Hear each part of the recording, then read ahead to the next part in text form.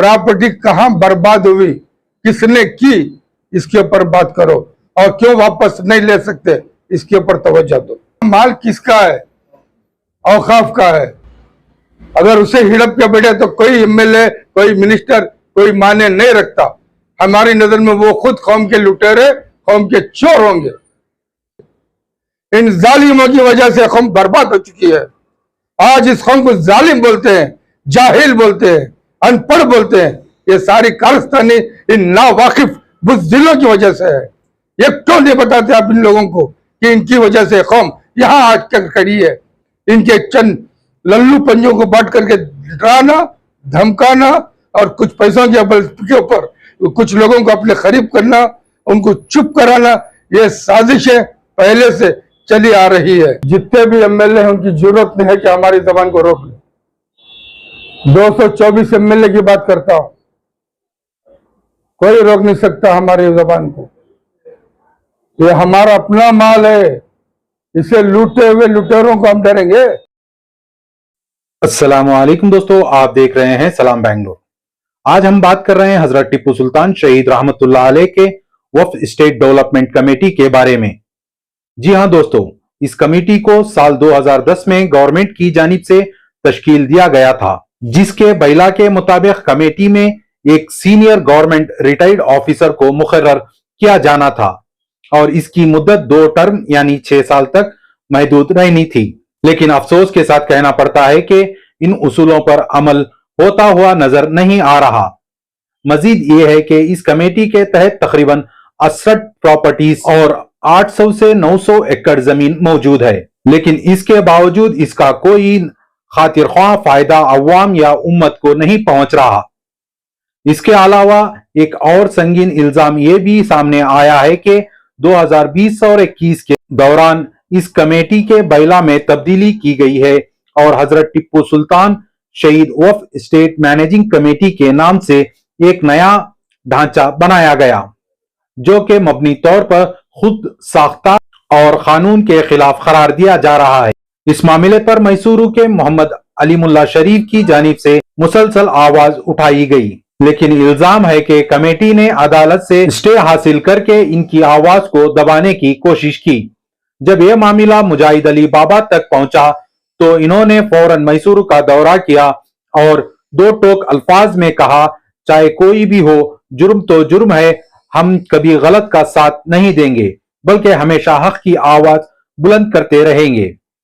मुजाहिद अली बाबा ने मजीद कहा कि अगर कानून को तोड़ा गया है तो इंसाफ के दरवाजे खटखटाए जाएंगे और सच को दबाने की हर कोशिश को बेनकाब किया जाएगा। नाजरीन, अब देखना यह है कि हुकूमत और अदालत इस मामले पर क्या कार्रवाई करती है। चलिए मजीद तफसीलात इन्हीं की जुबानी जानते हैं। बाबा जी फिर से मैसूर का दौरा किए हैं, क्या तफसीलात हैं? पिछली दफा मैं यहाँ पर आया था, हजरत टिप्पू शहीद रहमतुल्लाह अलैह की जो मिल्कियत है उसके अंदर जो बर्बादियां हुई हैं, जिस तरह से वहाँ पर एक लूट हुई और बेअदबी हुई है, वो सब देख करके मैं यहाँ से गया हुआ था।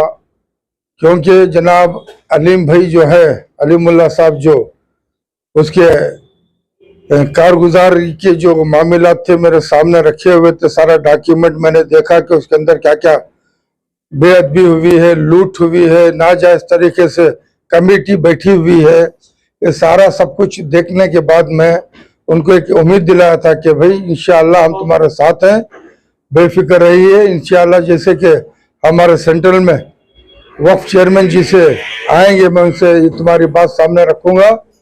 इत्तेफाक से देखा कि फिर एक 3-4 दिन का वक्फा भी ने उनके बारे में जो एक नोटिस आई है कि आप श्रीरंगपट्टन के बारे में नहीं बोल सकते। एक तरह से कोर्ट से उन्होंने ऑर्डर लेकर के उनको एक पैगाम भेजे हैं। तो मैंने सोचा ऐसे टाइम के ऊपर मेरा जाना जरूरी है। क्या मैं हुकूमत से भी और कोर्ट से भी ये पूछना चाहता हूं कि क्या इस मामले के अंदर हक बात करने का किसी को हक नहीं है क्या?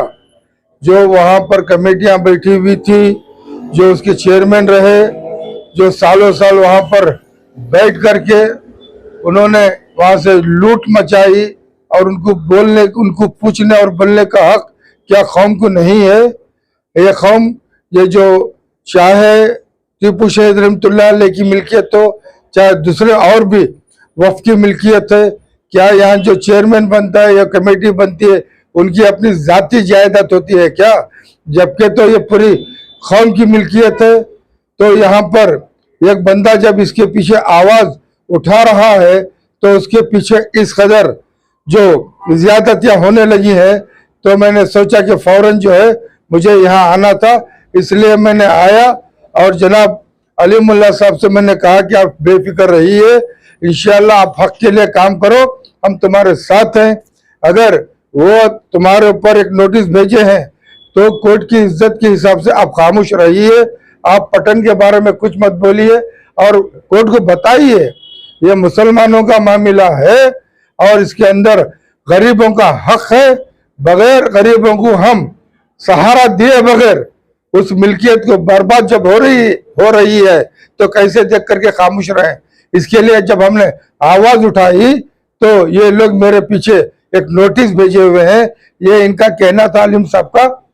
तो मैंने उनसे यही एक हिम्मत देने के लिए आ गया हूँ वापस कि आप बेफिक्र रहिए, सदा इत्तेहाद जिंदा है इंशाअल्लाह। चाहे चीफ मिनिस्टर से बात करें, होम से बात करें, कौन सा भी लल्लू पल्लू से बात करें तो भी करें।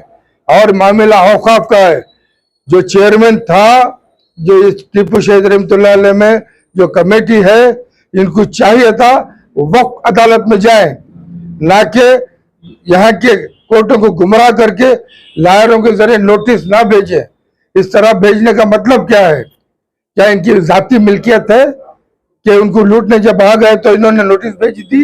ये सरासर गलत अंदाजा है इन लोगों का कि इनको कोई पूछने वाला नहीं था ना है। एक तरह से इन्होंने दादागिरी जमा करके रखे हुए औकाफ की मिल्कियत के अंदर कई जगह हमने देख रहे हैं। मुझे इस बंदे की जो अली मुल्ला साहब की जो कोशिशें थी उसी के सिलसिले में मैंने पिछली बार आया था, जगह भी मैंने कुछ देख करके आया हूँ और जब मुझे मालूम पड़ा कि इनके पीछे नोटिस आई तो मैं आ गया हूँ, इसलिए मेरा आना हुआ। सर 7 तारीख को आप मैसूर में थे, फिर आज 13 तारीख है, फिर आज आए हुए हैं। जैसा कि आपने कहा कि अली मुल्ला के ऊपर जो है कोर्ट से कुछ ऑर्डर लागू किए हैं। सर बहुत सारी तंजीमों ने भी जो है इससे पहले आवाज उठाई थी, इन आवाजों को आपके कानों तक पड़ने के बाद आप मैसूर आए। सर क्या ये लगातार इसी तरह की बयानबाजी होती रहेगी? क्या लोगों को, गरीबों को इंसाफ मिलेगा? सर देखो, बहुत अच्छी बात आपने कही है। हमारी कौम को पहले ये बात बताइए, ये आपकी मिल्कियत है, ये आपका हक है। आप ना कोई काउंसलर की बातों में जाइए, ना कि एमएलए के बारे में उनकी बातों में ना जाइए। आप अपनी सोच से काम करो कि ये मिल्कियत से हमारी इस कौम के लिए क्या क्या फायदे हो सकते थे। ये जब ये लोग बड़े बनकर के आए थे हमारे सामने, चाहे कारपोरेटर की शक्ल में हो या अपना एमएलए की शक्ल में या मिनिस्टर की शक्ल में या औकाफ के चेयरमैन की शक्ल में, इन्होंने इस कौम को क्या किया और क्या दिया, ये कौम को सोचना चाहिए। जब ये कौम की फिक्र ना करके अपनी फिक्र करते हैं तो बाकायदा इनको बोलने का भी हक है, पूछने का भी हक है। आप लोगों की जिम्मेदारी है कि यहाँ की कौम को यह बात बताइए कि ये तुम्हारा हक था, इन्होंने किस किस मकसद के लिए इन्होंने इसे बर्बाद किया, आप इनसे सवाल कीजिए, क्योंकि ये आपका राइट है। वक्फ जो होती है अल्लाह की मिल्कियत इस्तेमाल होती है बेवा, गरीब, यतीम, मिस्किन के लिए। और वक्फ की मिल्कियत इसलिए काम आते हैं अस्पताल, कॉलेज, स्कूल, अपना जो है गरीबों के लिए मकानात। ये अगर जब कौम ही जिंदा ना रहे तो इस्लाम कहां से जिंदा है? कौम को अगर आप राहती ना दोगे तो कौम कौन से अल्लाह को याद करे? इन जालिमों की वजह से कौम बर्बाद हो चुकी है। आज इस कौम को जालिम बोलते हैं, जाहिल बोलते हैं, अनपढ़ बोलते हैं। ये सारी कारस्तानी इन नावाकिफ बुज़दिलों की वजह से है। ये क्यों नहीं बताते आप इन लोगों को कि इनकी वजह से कौम यहाँ आज तक खड़ी है? इनके चंद लल्लू पंजों को बांट करके डराना, धमकाना और कुछ पैसों के ऊपर कुछ लोगों को अपने करीब करना, उनको चुप कराना, ये साजिशें पहले से चली आ रही है। वो मैं देख रहा हूं बहुत कुछ। अब हमारे पास एक ईमानदार औकाफ के अंदर चेयरमैन हमारे लिए मिले हैं, समझे ना। वो बिकने वाले नहीं है ना लूटने वाले हैं। जब वो चेयरमैन हमारे पास है, मैं बहुत जगह गया हूं कि बहुत सारे लोग मायूसी जाहिर कर चुके हैं कि इतने काबिल, इतने पढ़े लिखे, ये चांसलर, हाफिज कुरान, बड़े खानदान के सज्जादा, इतना सब होने के बाद उनको काम करने नहीं दिया जा रहा है। कौन? यही जाहिल नाहल, ये जो अपोजिशन कमेटी में बैठे हुए हैं औकाफ के अंदर, यही लोगों की नाम कारगुजारी की वजह से चेयरमैन साहब के लिए हाथ बांधे रखे हुए हैं। फिर भी किसी को पता नहीं, पीर से जुम्मा तक, हफ्ते तक भी कभी कभी औकाफ के अंदर बैठ करके उन्होंने जो काम किए हैं उम्मीद के ऊपर, जो उम्मीद का जो सेंट्रल से निकला था, कर्नाटका नंबर 1 आया हुआ है। कभी उन्होंने प्रचार नहीं किया, कभी वीडियो में अगर ये नहीं बताया कि मैंने इतना सब काम कर दिया। अगर इसकी जगह दूसरे ये बिलाले होते, ना जाने कौन को क्या क्या बता देते। ये काबिल इंसान हमारे लिए चेयरमैन अल्लाह ने नसीब किया है। आप सब कुछ चाहिए उनके सामने बैठे। अगर जो जो उनके अपोजिट, जैसे पिछले जितने लूटे थे, आज भी वही लोग उस कमेटी के अंदर मौजूद है, समझे ना। उनको गिरबान पकड़ने की कोशिश करें। कौम को समझाएं आप लोग कि ये आपका हक था, इन्होंने लूट करके आपको जिहालत, जाहिल, अनपढ़ इस नाम से नवाजा है। ये कौम को बताइए आप, ये आपका जिम्मा है। सर, इस कमेटी में कितने हैं? आप असरट प्रॉपर्टी का तस्करा है, कितने एकड़ में फैली हुई है और क्या कुछ हो सकता है? नहीं, एकड़ तो मैं नहीं बता सकता क्योंकि मैंने नापा नहीं हो, नहीं बोल सकते। देखो, टीपू शहीद की मिल्कियत पूरी रियासत में है, पूरी रियासत में, सिर्फ श्रीरंगपट्टन में नहीं है। चाहे मैसूर सिटी में लो, चामराजपेट डिस्ट्रिक्ट ले लो, उसके बाद मंड्या डिस्ट्रिक्ट हो गई, आप रामनगर डिस्ट्रिक्ट हो गई, डिस्ट्रिक्ट में चुन लो ना कितनी प्रॉपर्टी है।